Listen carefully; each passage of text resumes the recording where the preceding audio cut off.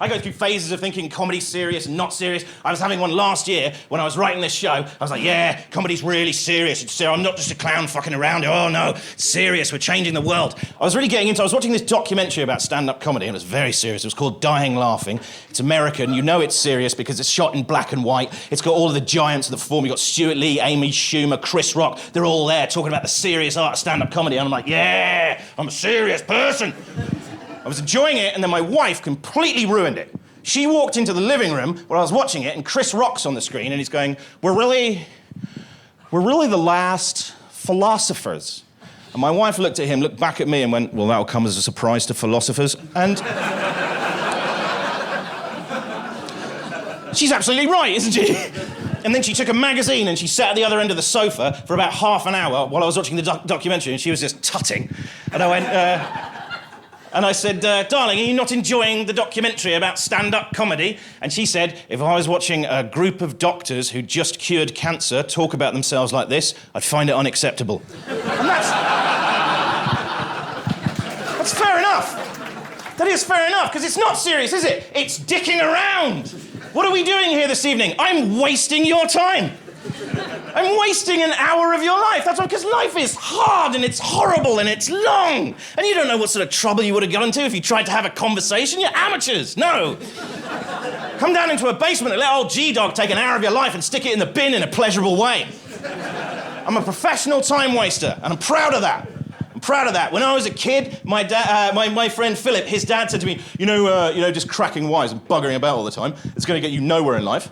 Well, I'm playing a basement in London and he's dead. So it's 3-0 to G-Dog. So you go through these things. So yeah, it's not serious. It's buggering around. So I couldn't do the serious show. So I was like, oh, I know what I'll do. My agent was like, politics. Do a political show. You can do a political show. I was like, I don't want to do a political show. He went, do a political show. That's where the money is now. Political comedy. That's where the money is. Do a political show. I said, I've got no interest in politics. Well, I got a slight interest in it. I've got a degree in it, but... So I didn't want to do it. And he said, do something about Trump. I went, God, no. He went, do something about Brexit. I went, no. He said, people need to hear what comedians think about Brexit. Why? For the love of God, somebody tell me why. Every time I turn the news on, there's a comedian there going, well, I think this about the Irish backstop, actually. Who gives a shit, mate? You're a clown. It's not our fault, it's your fault. You keep asking us what we think about politics. Stop it. We're assholes. We get out of bed at lunchtime. I get paid for this. This is my job. I normally do it 4 times a week for 20 minutes a night, and I'm slightly annoyed I have to talk to you twats for an hour. That's who I am. It's ridiculous. Spending all the day on the internet eating fistfuls of Cocoa Pops. Look. We're the band on the Titanic. We're not the people you go to ask for directions to the lifeboats.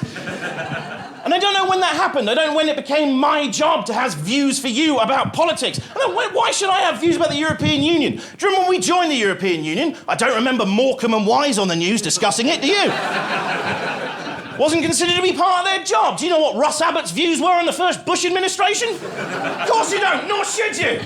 The Berlin Wall came down, we're all tuning in, they're going, we're going live now to Cannon and Ball, who are going to give us their views on the situation. It's absolutely ridiculous. I don't like... news doesn't make me laugh, anyway. News makes me drink Jack Daniels at lunchtime. They said I had to stop doing that thing with my foot would come back.